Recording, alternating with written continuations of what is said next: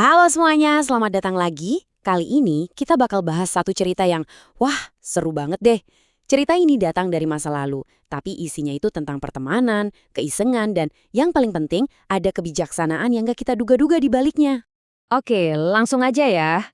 Coba ngaku deh, siapa di antara kalian yang di tongkrongannya punya temen yang isengnya kebangetan, yang idenya tuh ada-ada aja, kadang bikin ngelus dada tapi juga bikin ngakak. Nah, percaya nggak? Di zaman Nabi dulu, ternyata ada juga loh sahabat yang modelnya persis kayak gitu. Kenalin, namanya Nuaiman. Dia ini, wah, terkenal banget sebagai sahabat Nabi yang paling jahil.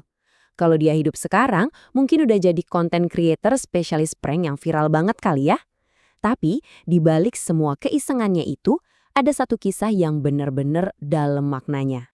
Jadi, ceritanya gini. Ada seorang laki-laki yang sombongnya minta ampun. Dia tuh selalu bangga-banggain dirinya sendiri, ngerasa paling jago, dan sering banget ngonong kalau dia tuh nggak bakal pernah bisa jatuh atau celaka. Tahu kan tipe orang yang kalau jalan tuh dagunya ke atas terus? Nah, kayak gitu deh. Nah, pas Nuaiman ngelihat kelakuan orang ini, jiwa isengnya langsung bergejolak. Dia mikir, wah orang sombong kayak gini perlu dikasih pelajaran nih, tapi dengan cara yang seru. Akhirnya, dia pun ngerencanain sesuatu. Sesuatu yang simple tapi dijamin nampol. Rencananya apa coba? Nuaiman dengan diam-diam pergi ke jalan yang sering dilewatin sama si pria sombong itu. Terus, dia gali lubang di sana. Nggak cuma digali, lubangnya ditutupin lagi dengan rapi, biar nggak ada yang sadar. Bener-bener jebakan klasik yang udah disiapin matang-matang. Dan bisa ditebakkan kelanjutannya? Pas si pria sombong ini lewat dengan gayanya yang angkuh itu, tiba-tiba, bluk, dia langsung nyungsep masuk ke lubang. Orang-orang di sekitarnya langsung panik dong. Tapi Nuaiman yang nonton dari kejauhan, wah, dia malah ngakak sejadi-jadinya. Misi sukses besar. Nah, di tengah-tengah keramaian itu, Rasulullah datang ke lokasi.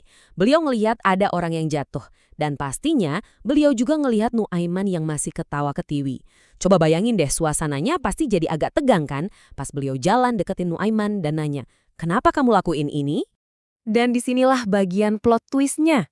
Dengan polosnya, Nuaiman jawab, "Ya Rasulullah, orang ini tuh sombong banget. Selalu bilang gak akan pernah jatuh. Aku cuma pengen buktiin aja kalau semua orang itu ya bisa jatuh juga." Jawaban yang jujur banget dan apa adanya kan?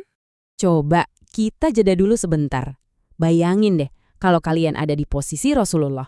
Ngeliat temen kalian ngerjain orang sampai kejeblos gitu, kira-kira reaksi pertama kalian gimana? Langsung marah? Ngasih hukuman? Atau jangan-jangan malah ikut ketawa? Dan ternyata reaksi beliau itu benar-benar nggak terduga. Rasulullah sama sekali nggak marah. Pas dengar alasan jujur dari Nuaiman, beliau malah tersenyum.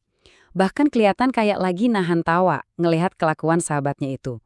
Cuma senyuman, tapi maknanya itu dalam banget. Oke, pertanyaannya sekarang, kenapa cuma senyum? Kenapa nggak ditegur keras? Nah, disinilah kita bisa lihat betapa kerennya cara Rasulullah dalam mendidik. Senyuman itu bukan cuma reaksi biasa, tapi itu adalah sebuah pesan. Pesan yang sangat kuat. Coba kita lihat perbedaannya. Reaksi orang pada umumnya gimana? Ya pasti marah, langsung ngejudge. Tapi cara Rasulullah itu kebalikannya. Beliau memilih buat memahami dulu niat dibaliknya apa, menunjukkan rasa sayangnya, dan yang paling penting, mengubah momen iseng itu jadi sebuah pelajaran. Jadi intinya tuh di sini. Rasulullah ngeliat ada niat baik di balik kejahilan Nuaiman. Tujuannya tuh bukan buat nyakitin, tapi buat nyadarin. Jadi daripada ngurusin gejalanya, yaitu si pranknya itu, beliau lebih fokus buat ngobatin akar masalahnya, yaitu kesombongan si pria tadi. Dan caranya dengan kelembutan. Cerita ini kan kejadiannya udah ribuan tahun yang lalu ya, tapi pesannya itu relevan banget buat pertemanan kita sekarang. Ini tuh kayak semacam panduan buat friendship goals zaman now. Gimana caranya kita bisa ngingetin teman-teman kita dengan cara yang lebih asik dan efektif. Terus apa nih yang bisa kita contek dari sini? Oke, pertama, kalau mau ngingetin teman, nggak harus kaku dan formal. Coba deh cari cara yang lebih kreatif. Kedua, sebelum keburu emosi, coba deh cari dulu niat baik di balik kelakuan teman kita. Dan yang ketiga, ini penting banget, jangan dibawa serius-serius amat.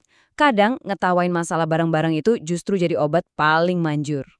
Nah, sebagai penutup nih, coba deh kalian pikirin lagi, teman-teman kita yang paling nyeleneh, paling iseng, atau paling aneh, jangan-jangan justru mereka lah yang tanpa sadar ngasih kita pelajaran paling mahal.